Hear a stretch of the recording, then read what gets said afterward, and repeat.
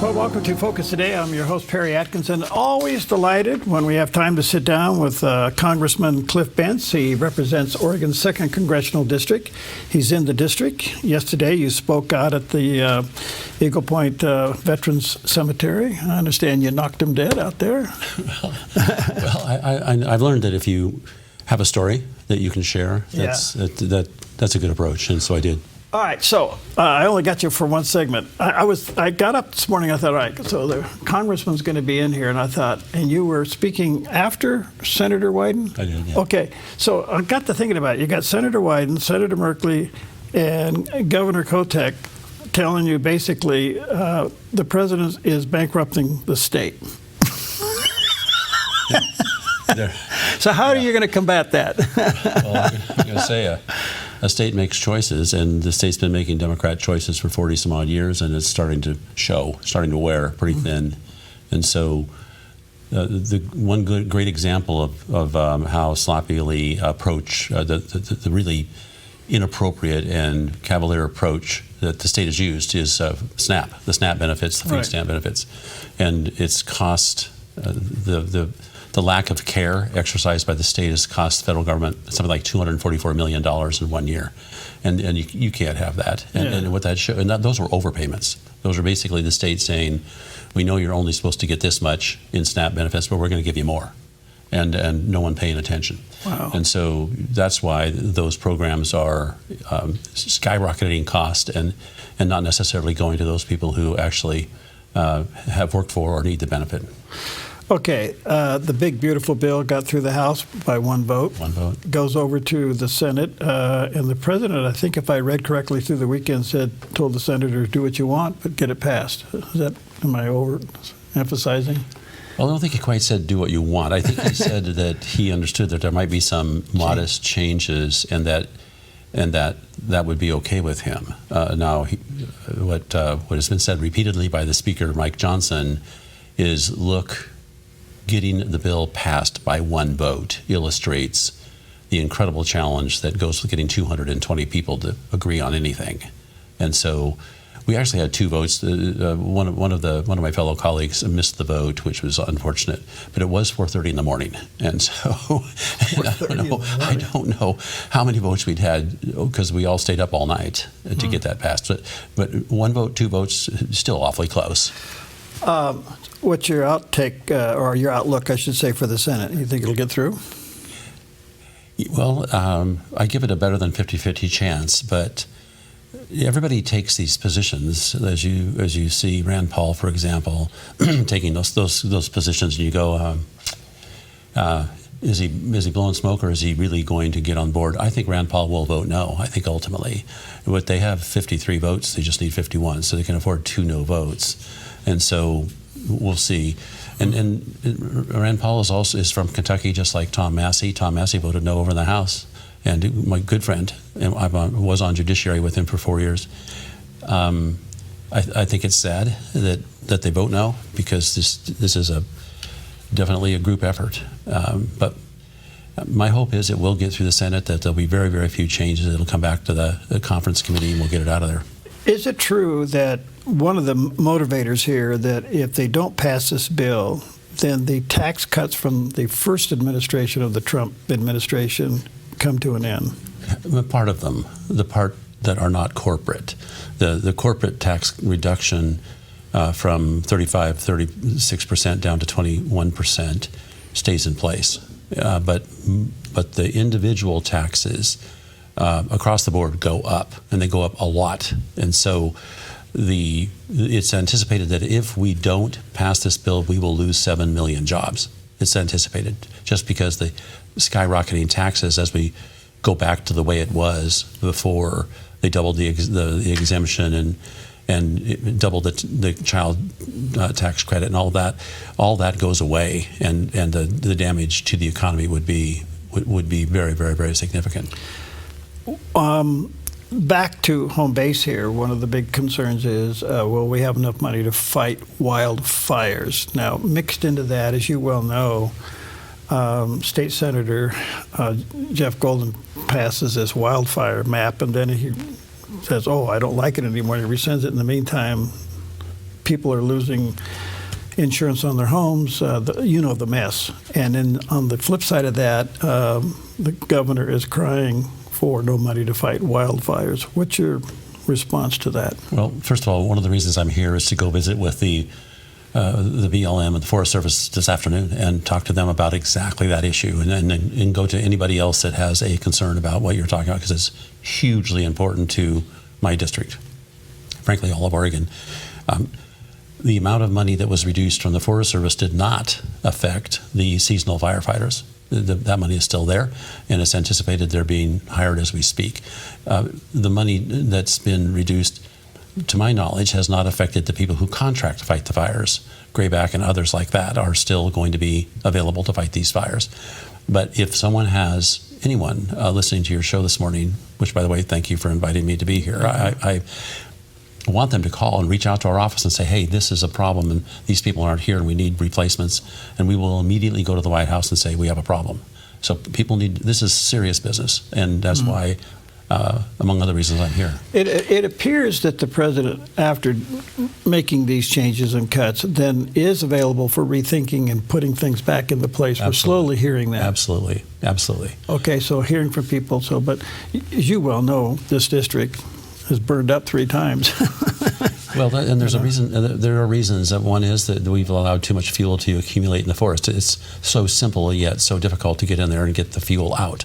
And you have all of these environmental organizations yelling about, oh, you're taking out old growth timber, and at the same time they're facilitating the destruction of that very timber. What are they thinking? And so our hope is that in the great big beautiful bill, there is a feature. There are a number of features that will encourage people to enter into long-term contracts, 20-year contracts, to manage the forest.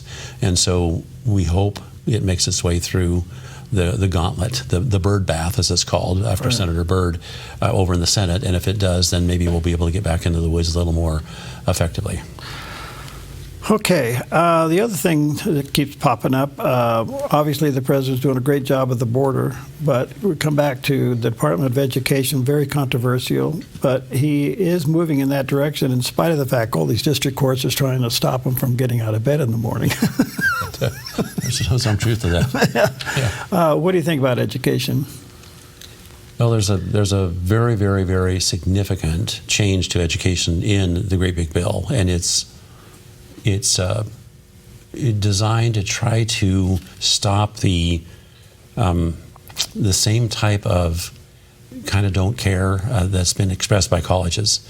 So when it comes to advancing students' money for loans, and this came up in the Oregon legislature where we were asking then, what are you doing, colleges, as you busily shovel out federal money to students so that you can take it right back for higher salaries? What are you doing to try to help protect the student from having so much debt they cannot possibly get out of it? What are you doing to try to protect the federal government from abuse of this program? So in the Great Big Bill, there are a number of changes that impose part of the risk of the loan on the university, on the college. And it says basically, if you don't if this person you're teaching goes out and can't get a job to pay it back, then you, the college, are going to bear part of that risk. And Interesting. You can imagine how unpopular that is among colleges. Well, they may think about what they're giving degrees into. And they may think about explaining what a loan really is to the students. Yeah, what a thought. Yeah, what a thought. All right. I want to come back to these rogue district judges doing what they're doing. It appears this might be an ambiguity in the system, in that they were allowed to go outside their district and influence something on the national scale, which de-emphasizes the word district. I understand that Congress has the power to give the authority to the district or to reemphasize that. Do you see any move in Congress to do just that? Yes. We voted on a bill that Congressman Darrell Issa from Southern California brought. And he's a good friend, and he's in Judiciary, and he's the head of the subcommittee that deals with courts, which I was on until January, when I moved over to Energy and Commerce. And Darrell brought a bill to modify the power of a single judge to affect or implement a restraining order across the entire United States. He brought a bill. I voted for it, and it basically said if you're going to do this, you have to have a panel of 3 judges. So you don't have one single judge saying, "I'm going to exercise my power as a federal judge, and this decision I am making will extend across the entire United States, far beyond my district." And the good news is the bill did make its way across the floor of the House. Where it goes next is a real question. So then why use the term district if you're not going to emphasize that district only? Well, I think probably it's a constitutional issue. That'd be my guess. And since I wasn't on Judiciary at the time, even though we had discussed that bill 2 years ago, I don't have a good answer for that. I would just say I kind of like Darrell's bill. That's why I voted for it.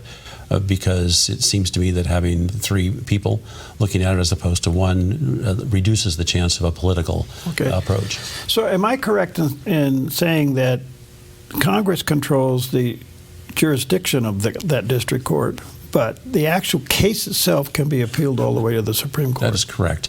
And that's the answer many people will give. They say, well, okay, great. The judge should have that power to implement or impose his order or her order across the entire United States. If you don't like it, appeal. Well, sure, if you have all the money in the world and all the time in the world, then what happens while you're busy doing it? Because the order in a state generally stays in place. And so it's extremely expensive to go in and try to unwind something like that. Tariffs, controversial, but they seem to be working. They look like they're a tool to bring people to the table. Pros and cons, what's your thoughts? Well, tariffs are, they're a dangerous two-edged weapon. Right. And so I'm very happy that we have an experienced negotiator in the form of President Trump to manage this device, because he's been there, he's done that. He's on a scale he's never been on before, but he's not afraid of negative consequences incurred as in an effort to get to a better place, and that's what he's doing.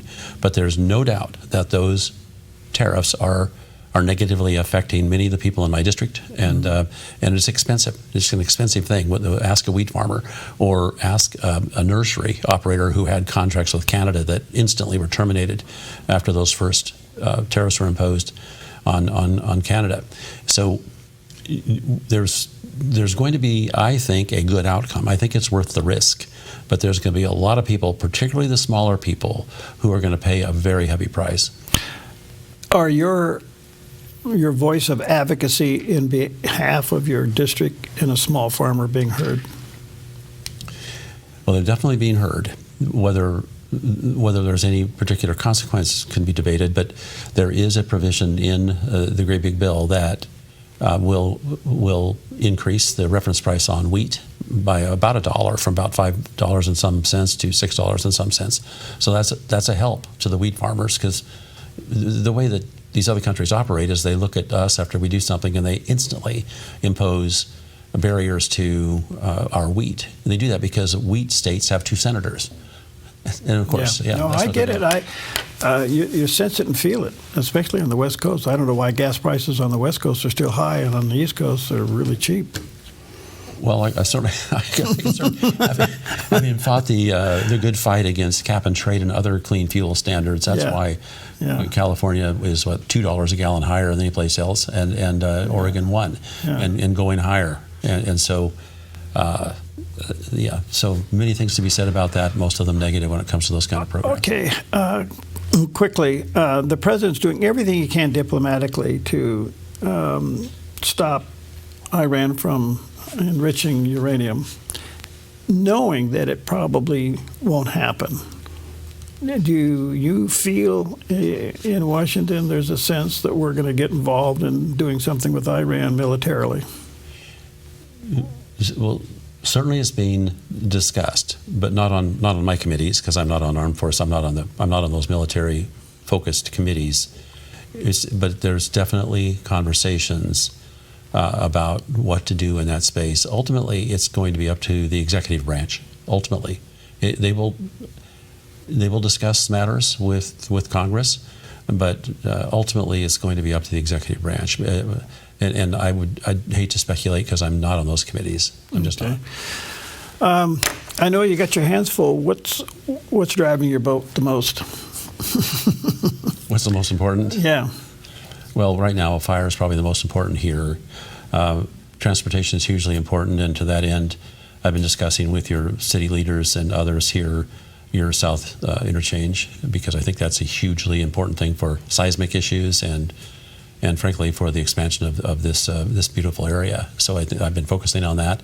Met 3 times now with the U.S. Department of Transportation in discussing exactly that. What will happen is unclear. There's so many things to talk about with water. Once you have rain, then no one talks about it anymore. But guess what? Another year's coming, so of course water is huge. Daycare is huge. I'm meeting with tax professionals this afternoon in my office, and I'm looking forward to those meetings so we can talk about the extremely positive impacts of some parts of the Great Big Bill on your local community, because it is very positive. And so I'm looking and trying to keep our businesses up and going and improving is super important to me. Well, you're busy. Thank you for the short time you've given us today. Are you in the district till when? Catch the plane back this afternoon, and then I have a farm, a small one, back over on the eastern edge of the state. I look at it now when I go back, and it's very sad. So I'll be spending a few days on it, and then back to D.C. Okay, you can contact the Congressman, Bentz, bentz.house.gov. That's the website. Thanks for coming in, Congressman. I'm so Thanks happy. for your time. Good to see you. All right, you. we'll be right back.